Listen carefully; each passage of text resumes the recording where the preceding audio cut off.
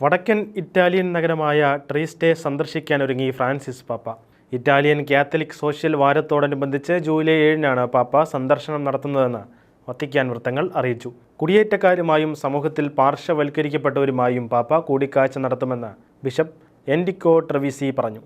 7-ന് രാവിലെ ഓൾഡ് പോർട്ടിൽ സ്ഥിതി ചെയ്യുന്ന ട്രൈസ്റ്റിലെ ജനറൽ കൺവെൻഷൻ സെന്ററിൽ എത്തിച്ചേരുന്ന പാപ്പായ്ക്ക് ഇറ്റാലിയൻ ബിഷപ്സ് കോൺഫറൻസ് പ്രസിഡന്റ് കർദിനാൾ മാറ്റിയോ മരിയോ സൂപ്പി ഉൾപ്പെടെയുള്ള സിവിൽ മത അധികാരികൾ സ്വീകരിക്കും.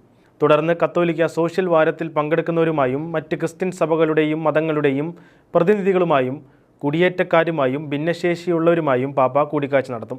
യൂണിറ്റി സ്ക്വയറിലാണ് വിശുദ്ധ കുർബാനയും ആഞ്ചലൂസ് പ്രാർത്ഥനയും ക്രമീകരിച്ചിരിക്കുന്നത്. ഉച്ചയ്ക്ക് ശേഷം പാപ്പ വത്തിക്കാനിലേക്ക് മടങ്ങും. ജൂലൈ 3-ന് ഇറ്റാലിയൻ പ്രസിഡന്റ് സെർജിയോ മാറ്ററല്ല ഉദ്ഘാടനം ചെയ്യുന്ന ഇറ്റലിയിലെ കത്തോലിക്കരുടെ വാർഷിക കോൺഗ്രസ് മാർപ്പാപ്പയുടെ സന്ദർശനത്തോടെ സമാപിക്കും.